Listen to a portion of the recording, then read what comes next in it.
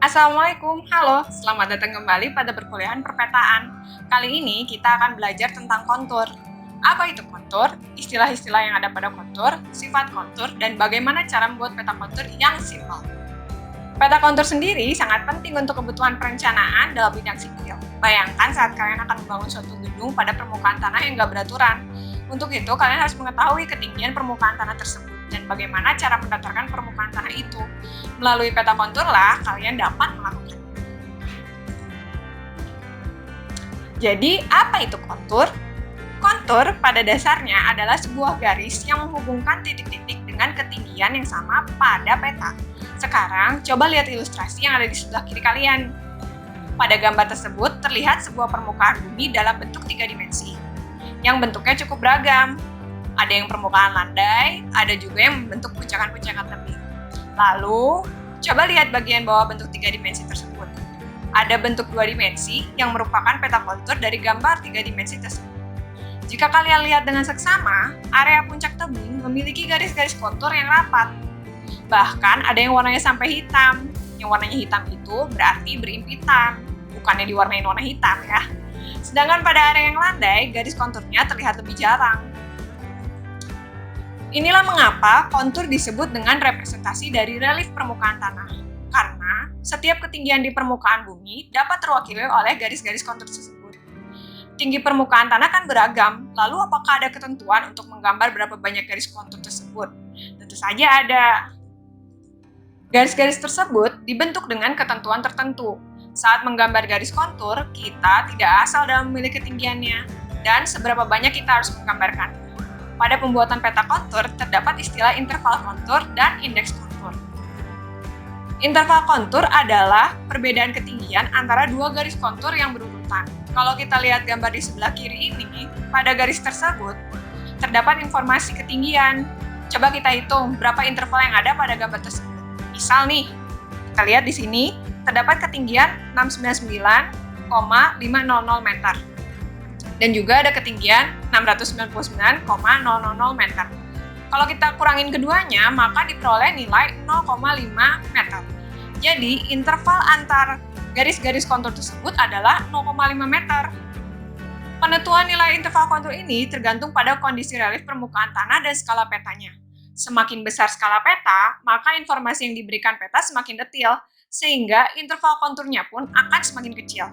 Kalian dapat melihatnya pada tabel yang ada pada slide ini ya, atau kita juga dapat menghitungnya dengan menggunakan rumus interval kontur. Walaupun kita sudah menggunakan rumus interval kontur, tapi ingat kita harus melihat bentuk muka tanahnya seperti apa. Makanya pada tabel ini diberikan jenis-jenis bentuk muka tanahnya, terus bagaimana skalanya, lalu interval konturnya juga. Intervalnya juga berupa rentang, jadi nggak ada yang saklek banget ya, tapi kita bisa mengacunya pada tabel yang ini. Sekarang kita lihat peta berikut ini. Apakah semua garis kontur harus diberi informasi ketinggian? Oh tentu tidak, ada aturan untuk menyimpan informasi angka-angka tersebut. Ini biasa kita sebut dengan indeks kontur, yang merupakan garis kontur dengan kelipatan tertentu. Biasanya, kelipatan indeks kontur dipilih berdasarkan kebutuhan petanya itu sendiri. Kalau petanya memiliki kerapatan garis kontur yang cukup padat, kayak di gambar ini nih, maka kita akan menggunakan indeks kontur kelipatan 5 agar tampilan kontur tidak terlalu ramai. Bayangkan kalau semakin ramai informasi ketinggiannya, bisa jadi informasi yang kita berikan pada peta tersebut nggak jelas jadinya dan malah memusingkan pembaca. Bagaimana maksud dengan indeks kontur kelipatan 5? Kita dapat lihat pada peta ini ya. Coba sekarang kalian hitung angka-angka yang muncul pada garis tebal tersebut dan jumlah garisnya. Misal nih di angka 325, coba kita hitung nih 1, 2, 3, 4, 5 ke angka 350. Setiap angka baru ditulis setelah melewati kelipatan 5 kan? Nah itulah yang dimaksud dengan indeks kontur. Tadi dikatakan bahwa kontur merupakan representasi dari relief permukaan bumi. Lalu bagaimana cara kita bisa tahu bahwa kontur itu merupakan representasi dari bentuk sungai, gunung, atau lainnya?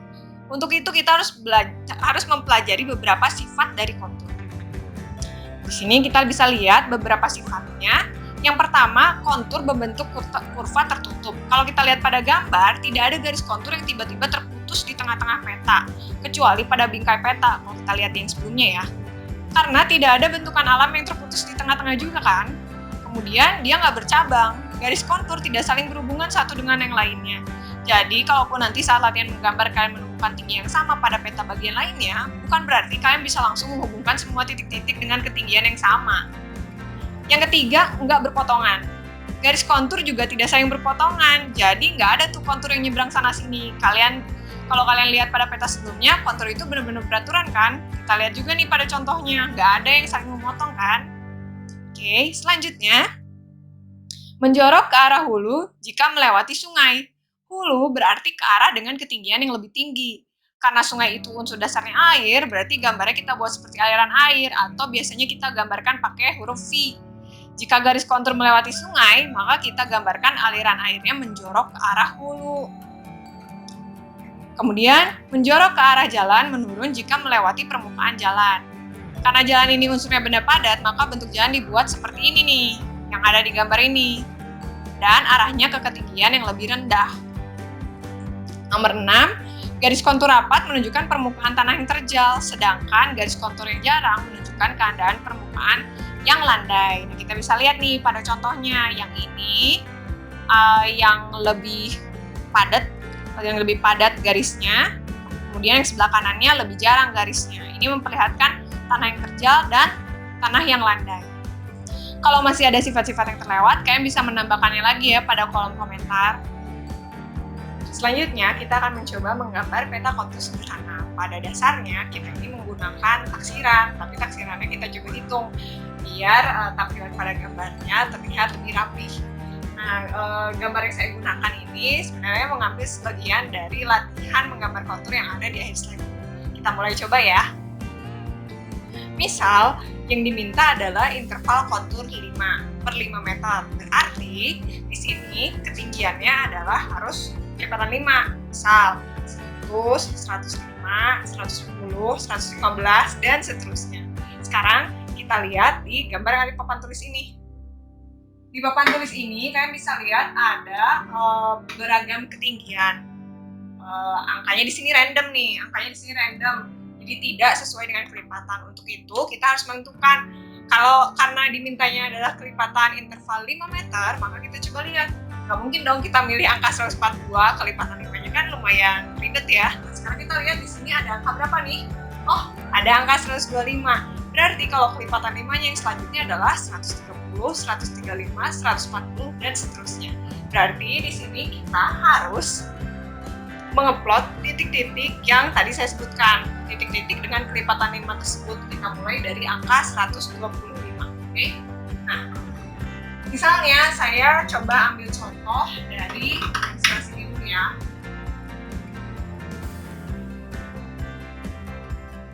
Kita fokus di bagian yang ini dulu ya. Nah, ini adalah angka 128. Sementara di sini angka 136. Ini anggaplah adalah gambar yang ada di peta kalian. Antara titik 1, antara titik dengan ketinggian 128 ke 136, panjangnya adalah, misal kita buat, ini panjangnya 2,5 cm. Kalau misalnya ini kita anggap ini persegi ya, mohon maaf kalau nggak rapi nih. Kita anggap ini persegi, berarti semua di sini 2,5, 2,5, 2,5, dan sini juga 2,5. Oke? Gambarnya bisa kalian hitung.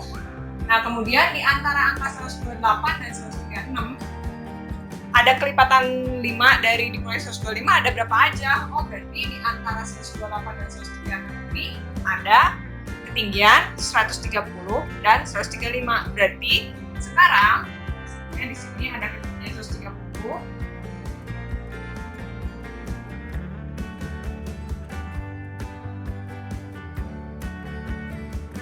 dan 135. Oke, berarti sekarang kita harus mengeplot titik dengan ketinggian 130 dan 135 di antara 128 dan 136 ini. Sebenarnya sederhana, bisa kalian perkirakan proporsinya kayak di sini deh. Tapi biar terlihat lebih rapi gambarnya, lebih baik kita menghitungnya. Hitungnya caranya bagaimana? Gampang banget sebenarnya, tinggal pakai perbandingan aja. Nah, sekarang di sini kita punya misal ini panjangnya 2,5 cm. Ini semuanya panjangnya 2,5 cm. Sekarang saya mau mengeplot titik 130. Sekarang saya mau ngeplot titik 130 di antara 128 dan 136. Nanti cara menghitungnya adalah untuk tinggi yang 130 sama dengan di posisi ini 130 dikurangi titik yang paling terendahnya dulu. Berarti nanti narik garisnya dari sini ya. Dikurangi 128 dibagi 136 dikurangi 128. Jadi dikalikan dengan 2,5 cm tadi. Sama dengan, berarti di sini ada 2, di sini ada berapa? Di sini ada 8 ya. Di sini ada 8, kemudian dikalikan dengan 2,5 cm. Maka hasilnya adalah 0,6 cm. Berarti saat kalian menggambarkan di kertas kalian, di kertas A4 kalian tinggal misal nih ya, pakai penggaris dari titik 128 ke 130 itu berarti jaraknya 0,6 cm. Misalnya anggap dulu ya, karena di sini kita pakai papan tulis ya. Saya anggap 0,6 cm itu di sini. Berarti ini adalah titik 130. Oke. Nah, selanjutnya untuk T yang 135. Oke, sekarang untuk yang T 135, karena kita mulai ngambilnya dari titik yang 128, berarti sama hitungannya. 135 dikurangi 128 dibagi 136 dikurangi 128 dikali 2,5 cm.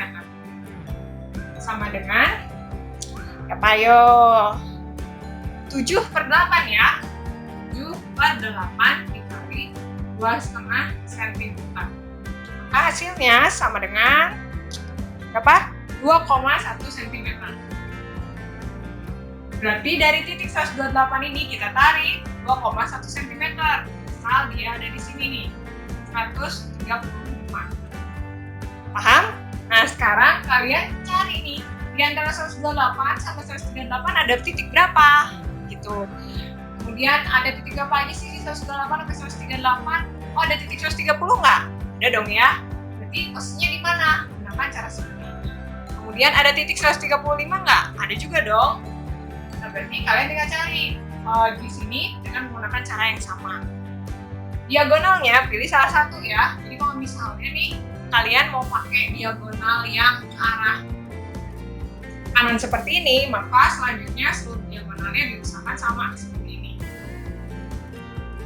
Tapi kalau mau yang sebaliknya, berarti semuanya sama sebaliknya. Nggak usah dua-duanya, pakai salah satu aja. Oke? Nah, maksudnya gimana?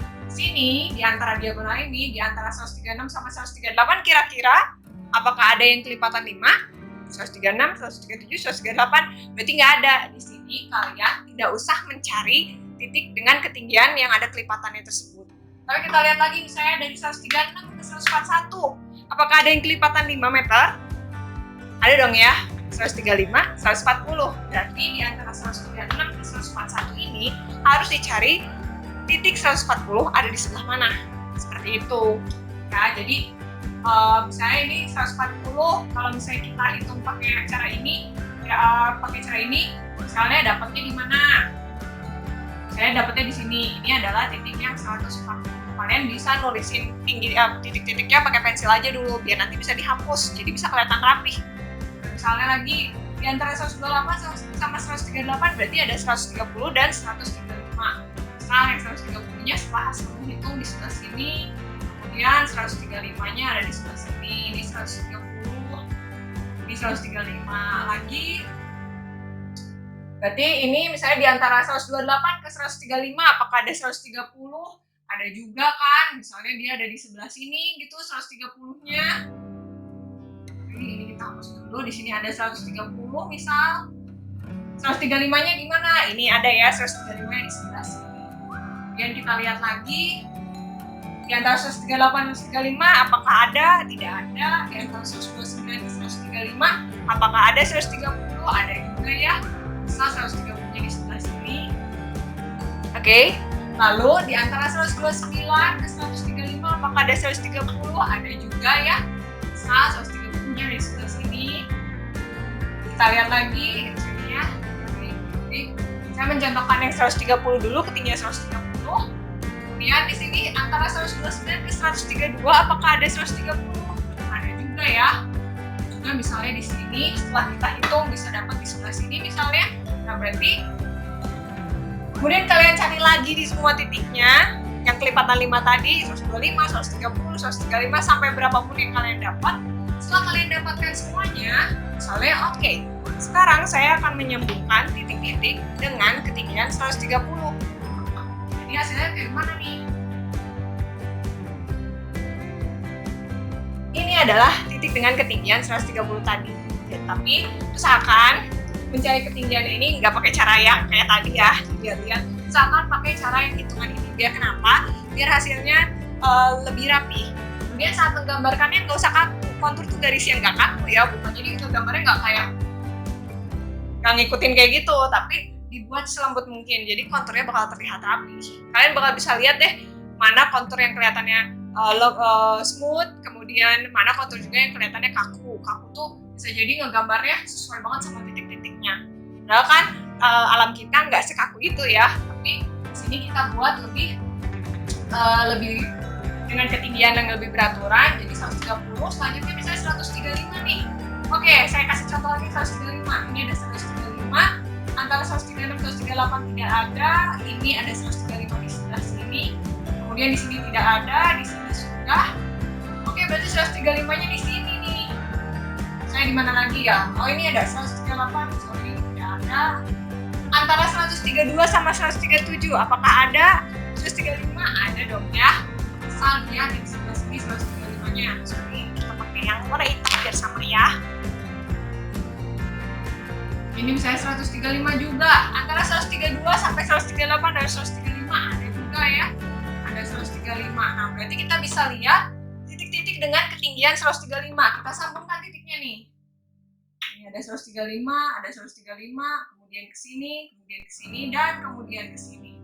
Oh, ada yang terlewat nih, 129 ke 137. Oh, tidak perlu ya. Lupa. Oh, maaf. Berarti karena kita tidak menggunakan diagonal yang sebelah sini, berarti nggak usah dihitung ya. Kita pakai salah satu diagonal aja. Berarti kita bisa mendapatkan gambar seperti itu. Tapi kalau kalian mau coba pakai dua diagonal, nggak masalah. Saya membebaskan kalian untuk mengerjakannya menggunakan 2 diagonal atau 1 diagonal. Tapi kalau mau pakai 1 diagonal pun diperbolehkan. Oke? Cukup jelas caranya bagaimana? Kalau masih kurang jelas, silahkan tanyakan di kolom komentar ya. Jangan lupa, atau di Google Classroom. Kita lanjut dulu ke slide selanjutnya.